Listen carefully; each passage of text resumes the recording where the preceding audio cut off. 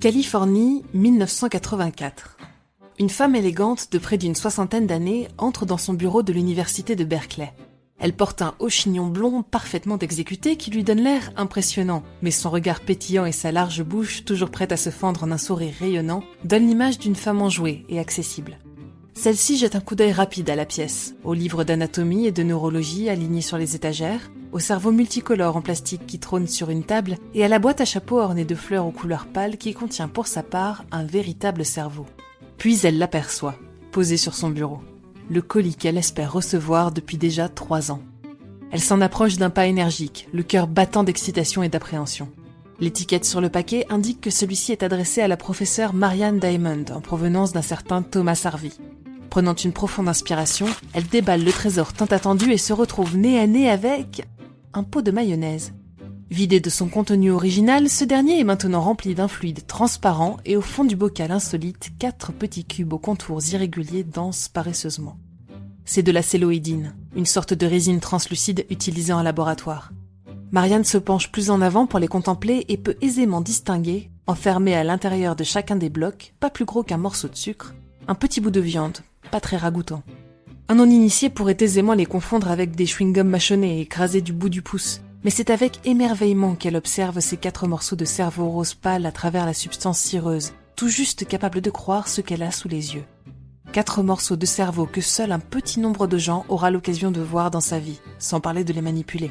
4 minuscules fragments issus de l'esprit brillant que fut celui d'Albert Einstein.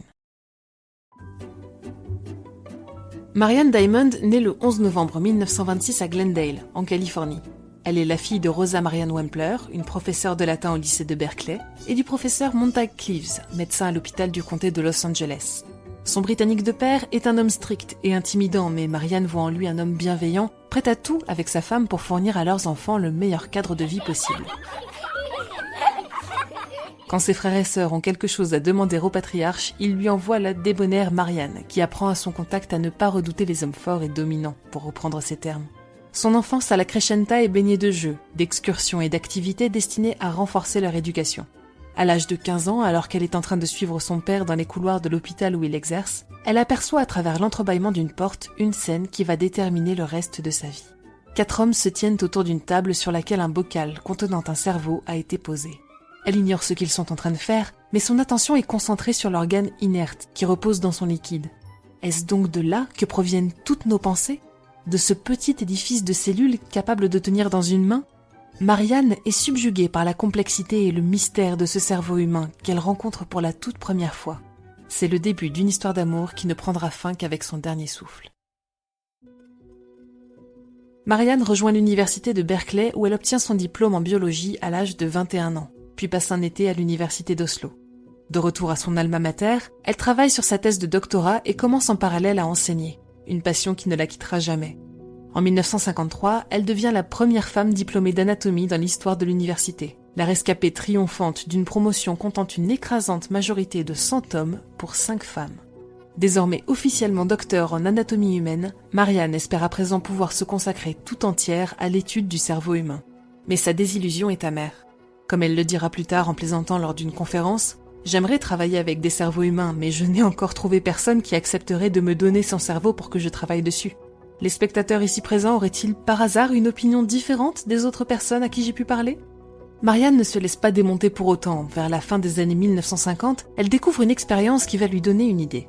Dans cette étude, des chercheurs ont analysé le cerveau des rats ayant appris à se déplacer dans des labyrinthes et révèlent que les niveaux d'acétylcholinestérase, un messager chimique qui permet la communication entre les neurones, y sont bien plus élevés que dans le cerveau des rats témoins. Le résultat est surprenant, mais il ne va pas assez loin pour l'anatomiste. À l'époque, l'idée prédomine que le cerveau est un organe dont la structure est génétiquement prédéterminée et immuable une fois arrivé à l'âge adulte. Mais une autre conviction s'empare progressivement de Marianne. Et si notre cerveau changeait tout au cours de notre vie, en fonction de nos expériences et de nos interactions ? Pour en avoir le cœur net, elle contacte l'un des auteurs de l'étude, le psychologue Mark Rosenzweig, et demande à rejoindre son équipe, constituée d'un autre psychologue, David Koresh, et du chimiste Edward Bennett. En seulement quelques années, les 4 chercheurs montent une expérience pionnière qui ouvrira un nouveau champ de la neurologie. Afin d'évaluer l'impact de l'environnement sur l'anatomie du cerveau, il crée 3 groupes de rats mâles issus de la même lignée, limitant ainsi les risques de variation génétique. Un premier est placé dans des cages dites enrichies, où les rongeurs peuvent interagir entre eux et disposent d'échelles pour explorer et de roues pour s'exercer. Un deuxième est placé dans un environnement appauvri, où le rat est seul dans une cage nue. Et enfin, un troisième sert de groupe contrôle, où les rats sont placés ensemble, sans jouets pour les stimuler. Au bout de 80 jours, le cerveau des rats est disséqué, découpé en très fines lamelles et analysé au microscope. Le résultat est sans appel. Le cortex des rats, issu de la condition enrichie, est 6% plus épais que celui des rongeurs élevés dans des cages appauvries. Et leur ratio de cellules gliales par neurone est plus important. Marianne et ses collègues viennent de démontrer pour la toute première fois l'existence de ce que l'on nomme aujourd'hui la neuroplasticité, et de mettre en évidence l'importance jusqu'alors insoupçonnée des cellules gliales dans l'apprentissage. Après plusieurs réplications, l'étude est finalement publiée dans la revue Science. Ce devrait être un grand moment pour Marianne, mais elle constate, avec consternation, que son nom apparaît entre parenthèses à la suite de ses homologues masculins. Il lui faut peu de temps pour que David Koresh, penaud, s'excuse en lui expliquant qu'il n'avait pas su comment indiquer sa participation à l'expérience n'ayant jamais travaillé avec une femme. « Mais c'est mon expérience », répliquera Marianne, partagée entre l'amusement et la frustration. La bévue, heureusement, sera rapidement corrigée. Marianne doit se heurter à encore bien des préjugés, en particulier maintenant que la publication de son étude a bousculé les croyances de l'époque sur l'immuabilité du cerveau, mais elle continue de défendre ses travaux avec patience et objectivité.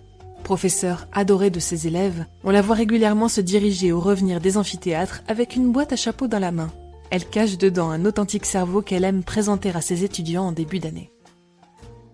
En 1984, le bureau de Berkeley de Marianne devient le refuge d'un autre récipient au contenu insolite, le bocal de mayonnaise envoyé par Thomas Harvey, contenant 4 fragments du cerveau d'Albert Einstein. Les circonstances de l'obtention de cette étrange relique sont pour le moins controversées. Après tout, les instructions laissées par le célèbre scientifique à sa mort étaient on ne peut plus claires. Brûlez mon corps et répandez mes cendres en secret car je ne souhaite pas être idolâtré.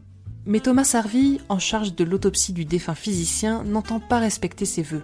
Il extrait tout ce qu'il peut du corps qui lui a été confié, dont ses organes internes, ses yeux qu'il envoie à l'ophtalmologiste d'Einstein et son cerveau qu'il conserve chez lui.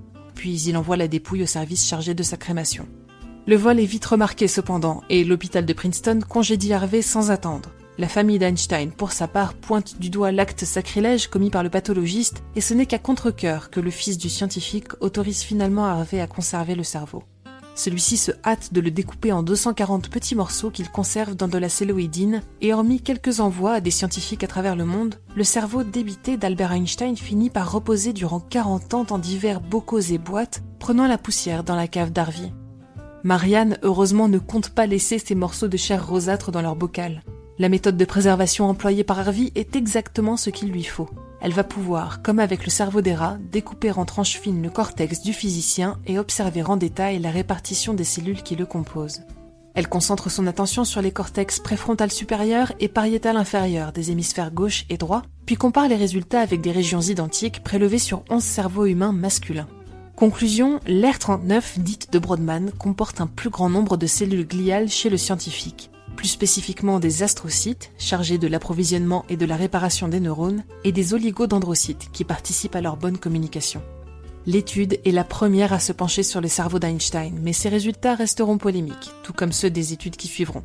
Difficile d'interpréter avec certitude des analyses menées sur un cerveau mort depuis bientôt 30 ans, et de trouver d'autres cerveaux d'âge et de santé relativement similaires avec lesquels le comparer. Même si aujourd'hui le grand public se souvient de Marianne Diamond comme de la femme qui a disséqué le cerveau d'Einstein, c'est son expérience avec les rats qui l'a élevée au rang des grands scientifiques du siècle dernier. Marianne continue d'enseigner à Berkeley jusqu'à l'âge de 80 ans et devient même une star sur YouTube, où ses cours sont diffusés par l'université. Elle s'éteint le 25 juillet 2017 à l'âge de 90 ans. L'histoire ne nous dit pas si son cerveau a été légué à la science.